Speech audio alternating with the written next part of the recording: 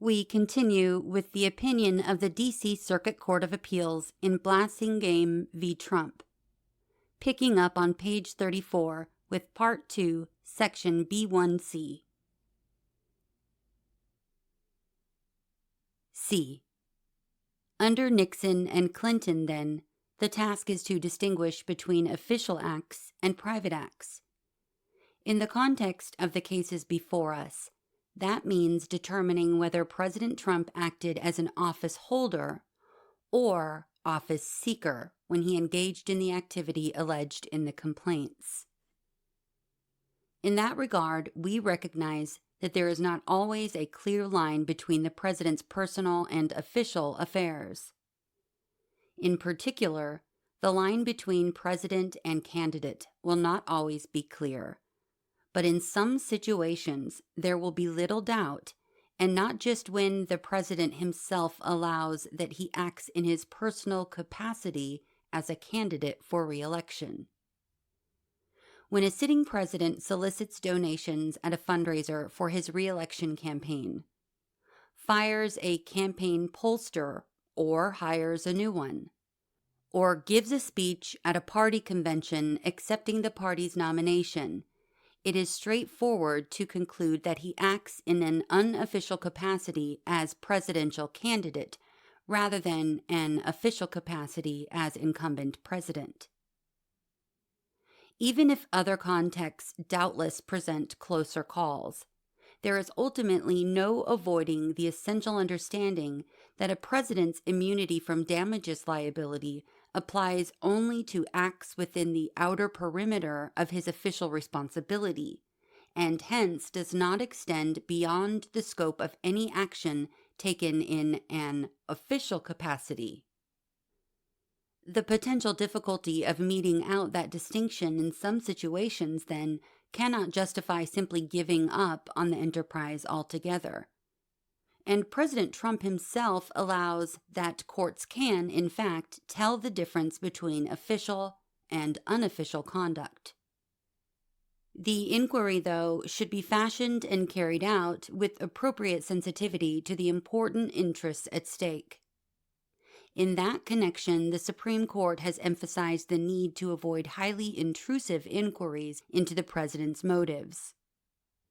An assessment of whether the president is engaged in official functions or unofficial re-election campaign activity, correspondingly, does not turn on whether the activity was subjectively undertaken in some measure to enhance the president's re-election prospects or profile. The inquiry instead is an objective one, grounded in a context-specific assessment of the nature of the function performed. We emphasize context because only by looking to context can the relevant nature of an action be understood. The same essential message or act may be either official or unofficial depending on the circumstances in which it is delivered or performed. The President's delivery of the State of the Union address to Congress and the public, for instance, is an official act. That remains so regardless of whether he may draw themes and make points with an eye on maintaining his public standing in an election year, or whether priorities given primacy in this speech may echo ones emphasized on the campaign trail. Conversely, a speech at a campaign rally fully funded by a president's campaign committee might relate some of the same messages as the State of the Union address, but it is an unofficial event by nature. Similarly, the president can remove the Secretary of State, and he can remove his campaign manager. The former is an official exercise of the executive power, but the latter is no such thing.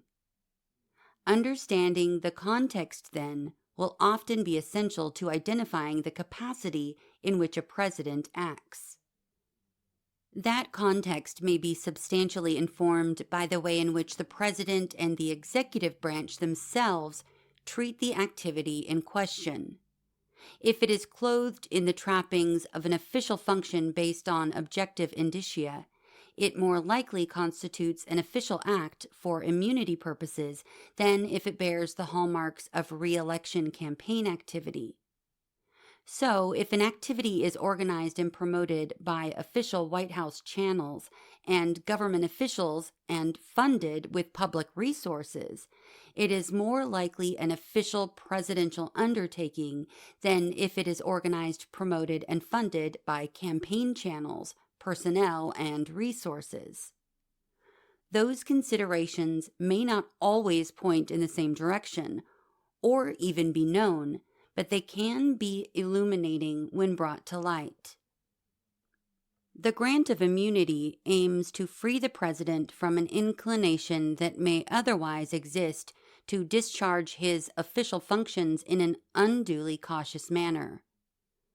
Yet if the president's and executive branch's own treatment of the matter exhibits that he views himself to be engaged in private activity as a candidate, there is no cognizable public interest in assuring he can carry out that quintessentially unofficial function with boldness. When an appropriately objective, context-specific assessment yields no sufficiently clear answer in either direction, the president, in our view, should be afforded immunity. The special nature of the president's constitutional office and functions prompted the Nixon court to extend immunity to the outer perimeter of his official responsibility. And subsequent decisions have construed statutes not to constrain presidential action absent clear indication of Congress's intent to do so. The same considerations counsel in favor of construing the president's actions to involve official functions so long as they can reasonably be understood as such. Conversely, though, when a president's actions viewed objectively and in context may reasonably be understood only as re-election campaign activity, a court not only may, but must, deny immunity. By doing so, the court acts not in derogation of the separation of powers, but to maintain their proper balance. We have no occasion to apply that framework in this appeal because, as explained, President Trump makes no argument at this stage that his actions, as alleged in the complaints, were not re-election campaign activity. He will have every opportunity to make such an argument in the proceedings to come in the district court. But the inquiry we have outlined is consistent with his submission that the analysis should turn on the function being performed and not the politics or policy being advanced or the words being used. And the inquiry does not consist of trying to identify speech that would benefit a president politically. That is not to say that the content of a speech will invariably be entirely off limits. In certain circumstances, for instance, it could serve to confirm what an objective assessment of the context makes evident.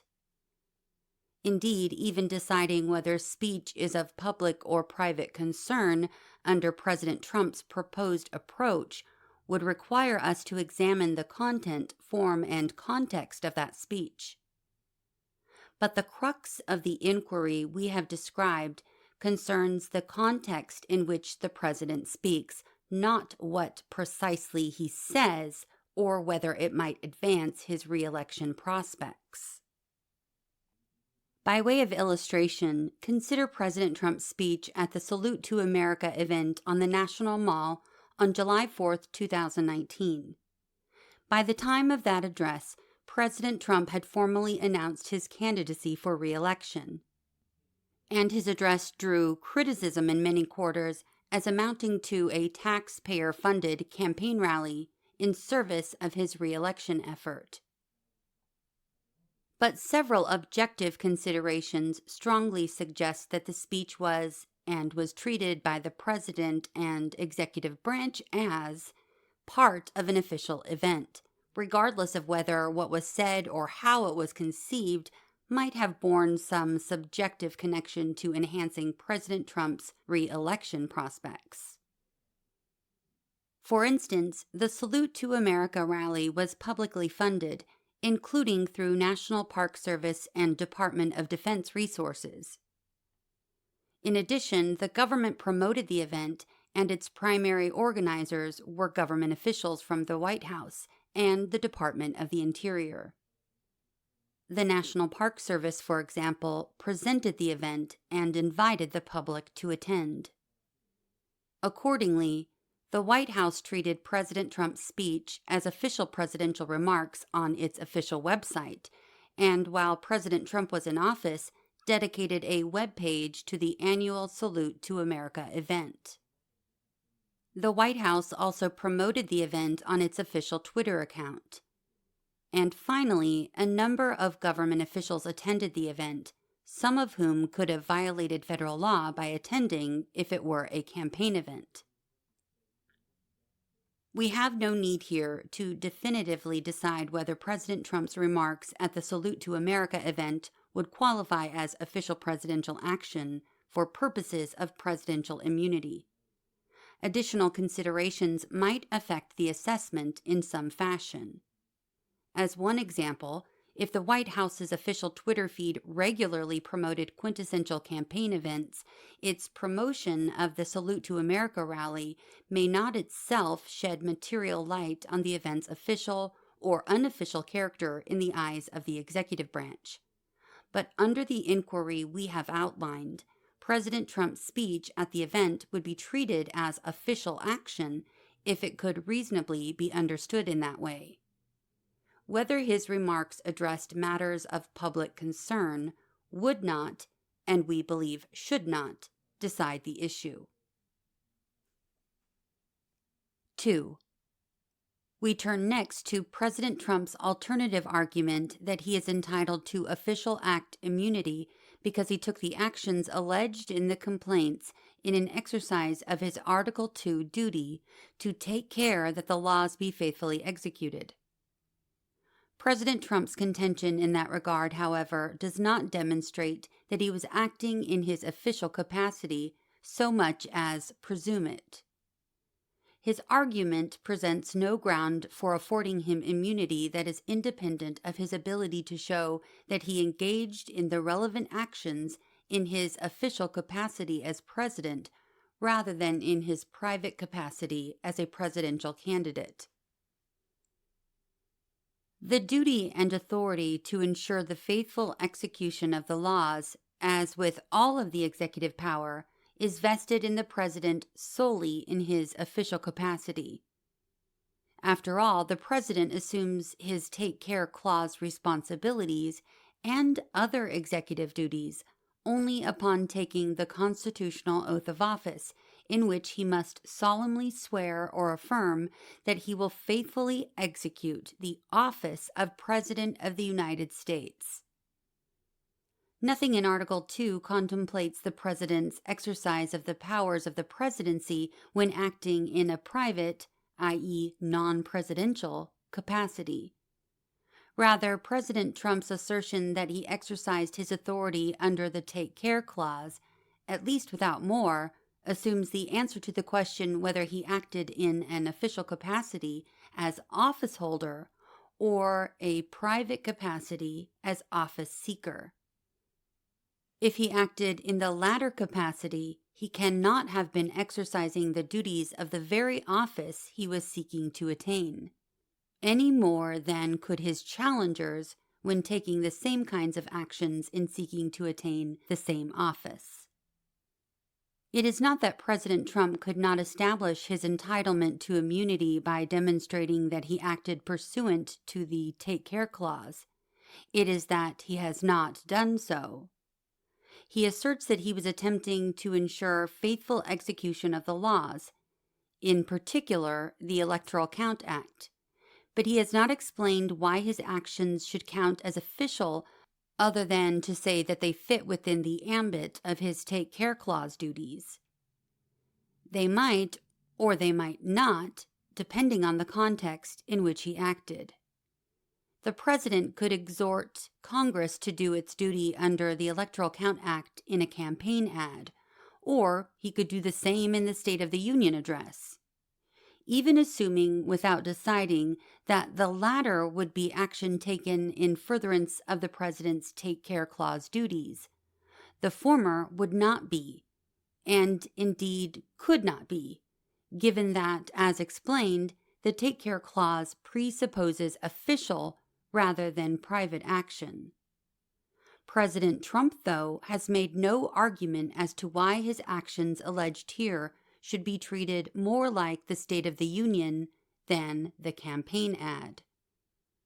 His invocation of the Take Care Clause thus ultimately does not add anything to his claim of immunity in the circumstances of the cases before us.